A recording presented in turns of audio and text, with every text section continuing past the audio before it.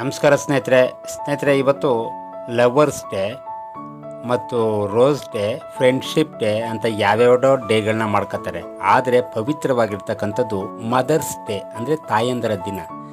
ಈ ಒಂದು ತಾಯಂದರ ದಿನದಲ್ಲಿ ನಮ್ಮ ಕರ್ನಾಟಕ ಕಾವಲು ಪಡೆಯ ತಾಲೂಕು ಗೌರವಾಧ್ಯಕ್ಷರಾಗಿರ್ತಕ್ಕಂತಹ ರಾಮೇಗೌಡರ ಒಂದು ಕುಟುಂಬದಲ್ಲಿ ಒಂದು ಮದರ್ಸ್ ಡೇಯನ್ನು ಆಚರಣೆ ಮಾಡಿದ್ರು.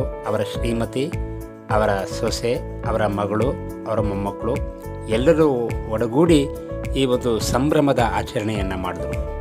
ಇದರಲ್ಲಿ ಒಂದು ವಿಷಯ ಏನಪ್ಪ ಅಂತಂದರೆ, ಹೆಣ್ಣುಮಗಳು ತಾಯಿಯಾಗಿ, ತಂಗಿಯಾಗಿ, ಅಕ್ಕನಾಗಿ, ಹೆಂಡತಿಯಾಗಿ ಎಲ್ಲ ಕ್ಷೇತ್ರದಲ್ಲೂ ಕೂಡ ಹೆಣ್ಣುಮಕ್ಕಳು ಸಾಧನೆಗೆ ಇದ್ದಿರ್ತಕ್ಕಂತಹ ಒಂದು ನಿಜವಲ್ಲೂ ಕೂಡ ಹೆಣ್ಣೆ ಮೊದಲ ಒಂದು ತಾಯಿಯೇ ಮೊದಲ ಪಾಠಶಾಲೆ ಅಂತ ಹೇಳ್ತಾರೆ. ಹಾಗಾಗಿ ಹೆಣ್ಣಿಲ್ಲದೆ ಈ ಜಗತ್ತೇ ಇಲ್ಲ. ಹಾಗಾಗಿ ತಾಯಂದಿರ ಒಂದು ದಿನಾಚರಣೆಯನ್ನು ಬಹಳ ಸಂಭ್ರಮದಿಂದ, ಬಹಳ ಉತ್ಸಾಹದಿಂದ ಒಂದು ಅಲ್ಲಿನ ಒಂದು ವಾತಾವರಣ ನಿರ್ಮಾಣ ಆಯಿತು.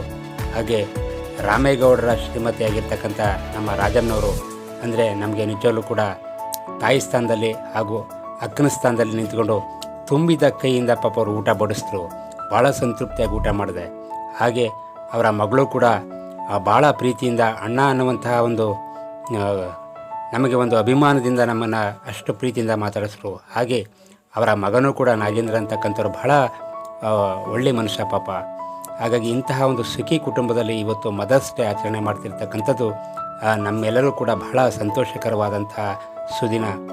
ಮತ್ತು ಆ ಪುಟ್ಟ ಮಗು ಐತಲ್ಲ ನೋಡಿ, ಅವರ ಮೊಮ್ಮಗ, ಮತ್ತು ಈ ಕಡೆ ಇರ್ತಕ್ಕಂಥದ್ದು ಅವರ ಮೊಮ್ಮಗಳು. ನಿಜವಲ್ಲೂ ಕೂಡ ಈ ಒಂದು ಸಂಸಾರ, ಈ ಒಂದು ಸುಖಿ ಸಂಸಾರ ನೋಡಿದ್ರೆ ಒಂದು ಹಾಡು ಜ್ಞಾಪಕ ಬರುತ್ತೆ.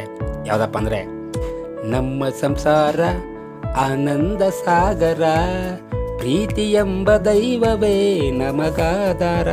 ಈ ಹಾಡಿನ ಮೂಲಕ ಬಹಳಷ್ಟು ಒಂದು ವಿಷಯಗಳು ಅಡಗಿದೆ.